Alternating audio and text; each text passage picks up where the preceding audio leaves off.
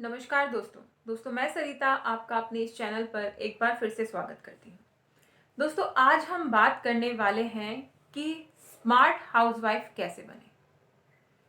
हर एक स्त्री जो घर को संभालती है, हर एक वो औरत जो खुद को पीछे रख के अपने घर वालों को आगे रखती है, अपने बच्चों को आगे रखती है, अपने परिवार के बारे में पहले सोचती है, उनकी ज़रूरतें पूरी करती है, वो अपने आप में ही स्मार्ट हाउसवाइफ है।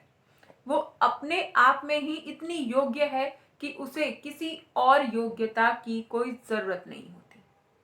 लेकिन दोस्तों कहते हैं ना कि समय के साथ सबको बदलना चाहिए और ये ज़रूरी भी है, नहीं तो आप कहीं पीछे छूट जाते हैं और समय आगे निकल जाता है। और आज का समय कई गुना स्पीड से भाग रहा है और जिसके साथ अगर आप नहीं चल पाएंगे तो आप पीछे रह जाएंगे। तो हर एक हाउसवाइफ को ये ज़रूरी है कि वो समय से तालमेल मिलाकर आगे चले, उसके अकॉर्डिंग खुद को ढाल के आगे चले। सबसे जो अहम मुद्दा या अहम बात या अहम चीज़ जो भी है वो मैं कहना चाहूँगी कि हर एक जो स्त्री है, हाउसवाइफ है, जो घर को संभाल रही है, वो घर के कामों में इतनी व्यस्त हो जाती है, इतनी उलझ जाती है, वो खुद के लिए भी समय नहीं निकाल पाती।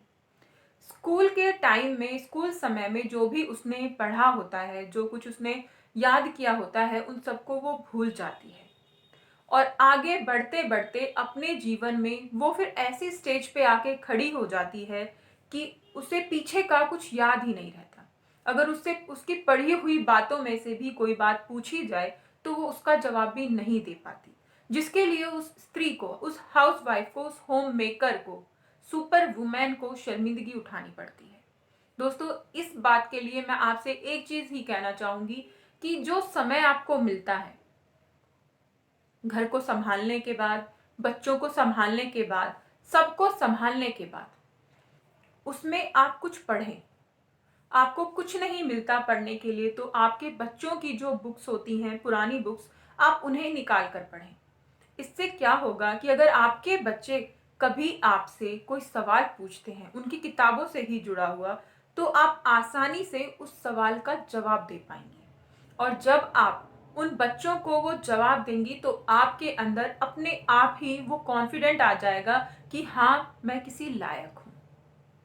दोस्तों दूसरी बात जो खास तौर पर औरतों में आ जाती है वो है शर्मिंदगी। क्योंकि स्त्रियां अपने घर के कामों में, अपने जीवन में, अपने परिवार के सदस्यों में इतनी उलझ जाती हैं कि कुछ नया सीखने की कोशिश नहीं करती हैं। कई जगह उन्हें फिर ऐसा लगता है, कहीं गेट टुगेदर में, मीटिंग में, उन्हें अगर कोई इंग्लिश में बोल रहा है तो बात करने में उन्हें बड़ी शर्मिंदगी महसूस होती है और वो खुद को भी बहुत छोटा महसूस करती हैं कि मुझे इंग्लिश नहीं आती। दोस्तों पहली बात, इंग्लिश हमारी मातृभाषा नहीं है, तो इसको ये सोचकर कि हमें नहीं आती, हमें शर्मिंदगी महसूस होनी ही नहीं चाहिए। शर्मिंदगी तब महसूस करें जब आपको हिंदी बोलनी ना आए, क्योंकि हिंदी हमारी मातृभाषा है। अगर हमें वो नहीं आएगी तो हमें ज़रूर शर्मिंदा होना चाहिए। लेकिन हमें इंग्लिश नहीं आती, इसके लिए हम शर्मिंदा हों तो ये सरासर गलत है। ये अपने देश के साथ गद्दारी है। तो इस बात के लिए बिल्कुल भी शर्मिंदा ना हो कि आपको इंग्लिश नहीं आती। हाँ, उसे सीखने का प्रयास ज़रूर करें, क्योंकि समय बदल रहा है और समय के साथ हमें भी बदलना है, चाहे आप किसी भी एज ग्रुप की हैं। लेकिन आपको ज़रूरी है कि आप इंग्लिश सीखें, समय के साथ चलें। ज़्यादा नहीं तो थोड़ी, जितनी भी आप सीख सकती हैं। देखिए जब आप कक्षा में पढ़ते थे, चाहे किसी भी कक्षा में पढ़ते थे, तो उस समय की जो किताबें होती थी, जो भाषा होती थी, जो भी सेंटेंस होते थे इंग्लिश की अगर हम बात करें, तो वो समझने में आपको बड़ी कठिनाई होती थी। लेकिन जब एक एज टाइम निकल जाता है ना, तो उसके बाद ये चीज़ें संभालनी और समझनी बहुत आसान हो जाती हैं। तो अगर आप कोशिश करेंगे तो बहुत ही आसानी से आप समझ पाएंगे और सीख भी जाएंगे, जिससे आप अपने बच्चों के साथ, अपनी फैमिली के साथ खड़े हो पाएंगे और आपको शर्मिंदगी नहीं होगी। और नहीं भी सीखते हैं तो भी शर्मिंदगी नहीं महसूस करनी है। हाँ, अपने विचार ज़रूर सामने वाले के सामने रखें। जो भी आपका पॉइंट ऑफ व्यू है किसी बात को लेकर, बिना झिझके चाहे हिंदी में ही आप बोल रहे हैं, वो बात आपकी वहां पर सुनी भी जाएगी और सबके द्वारा सराही भी जाएगी। शर्मिंदगी बिल्कुल भी ना उठाएं। साथ ही साथ अगर आप स्मार्ट हाउसवाइफ बनना चाहते हैं, जो कि आप एक्चुअली में हैं, तो आपको बस अपना टाइम मैनेजमेंट सीखना है। टाइम मैनेजमेंट करते समय आपको इस बात का ध्यान रखना है कि कौन सी चीजें जो आपको समय पे करनी है, जो टाइम पीरियड के अकॉर्डिंग करनी है। जैसे बच्चों को स्कूल भेजना है, उस टाइम पर आपको क्या क्या बच्चों के लिए टिफिन में बनाना है, हस्बैंड के लिए बनाना है।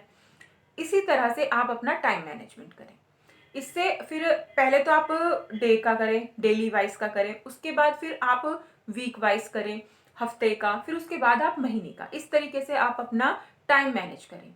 इससे क्या होगा, इससे आपका सारा काम समय पर रहेगा और दूसरी चीज, आप अपने लिए समय निकाल पाएंगे। जब आपने अपने सारे काम को एक समय में, एक लिमिटेशन में बांध दिया है, तो इसके बाद आपके पास बहुत समय बच जाता है जिसमें आप अपने लिए कुछ कर सकें, कुछ नया सीख सकें और अपने ऊपर ध्यान दे सकें। स्मार्ट शॉपिंग करना सीखिए। पहले प्राथमिकता पर ध्यान दीजिए कि आपको सबसे पहले क्या खरीदना है। देखिए, जो हाउसवाइफ होती है उसके पास लिमिटेशन में पैसे आते हैं, ठीक है, तो उसे अपने घर की ज़रूरत पूरी करनी है, फैमिली वालों की ज़रूरत पूरी करनी है। तो ये अब यहाँ पर आपको डिसाइड करना है, आपको ये फैसला लेना है कि कौन सी चीज़ें हैं जो सबसे पहले आपको खरीदनी है, जो अपने घर में लानी है। जैसे कि आपको अगर किसी की दवाइयों की ज़रूरत है और किसी के लिए कपड़ों की ज़रूरत है, तो सबसे पहले आप कौन सी चीज़ खरीदेंगे, कपड़े या फिर दवाई? बेशक आप दवाई पहले खरीदेंगे, क्योंकि दवाई की सबसे ज्यादा जरूरत व्यक्ति को है। क्योंकि अगर उसे दवाई नहीं मिलेगी, कोई व्यक्ति बीमार है, तो वो ज्यादा बीमार हो जाएगा। बशर्त कपड़ों के कि कपड़े आप बाद में भी खरीद सकते हैं। तो इसी तरह से आपको अपनी प्राथमिकता डिसाइड करनी है कि कौन सी चीज आप अभी ले सकते हैं, जो आपको अभी फिलहाल में जरूरत है, और कौन सी चीज आप आगे आने वाले समय के लिए टाल सकते हैं। साथ ही साथ अपना बजट इस तरह से बनाएं जिससे आपको कुछ पैसे सेविंग भी कर सकें आप। क्योंकि अगर आप कल के लिए पैसे नहीं बचाते हैं तो ये भी एक बड़ी प्रॉब्लम क्रिएट कर देता है।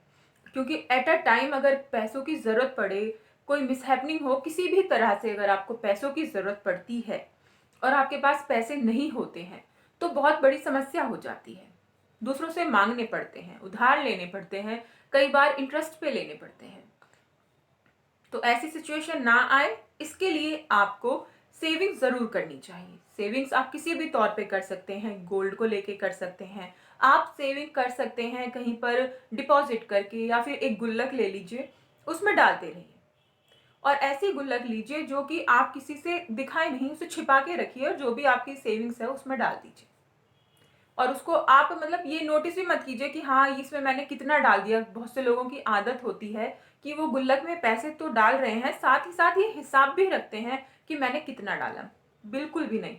जितना बच रहा है, जितना आपको लग रहा है कि आज इस महीने मैंने ये बचत की है, उसे उसमें डाल दीजिए या फिर बैंक में डाल दीजिए, जिससे ना आपको दिखेगा और ना आप खर्चा कर पाएंगे। दोस्तों, एक औरत चाहे तो वो सब कुछ कर सकती है जो वो करना चाहती है। अगर आप वर्किंग है तो आपके लिए भी ये टिप्स हो सकता है थोड़ी सी फायदेमंद साबित हो जाए, और अगर आप हाउस वाइफ हैं तो डेफिनेटली ये टिप्स आप लोगों के लिए बेहद ही फायदेमंद साबित होगी। दोस्तों, मैं आशा करती हूँ ये जानकारी आप लोगों को पसंद आई, और अगर पसंद आई तो वीडियो को लाइक कीजिए और इस जानकारी को अपने दोस्तों के साथ शेयर जरूर कीजिए और चैनल को सब्सक्राइब कीजिए।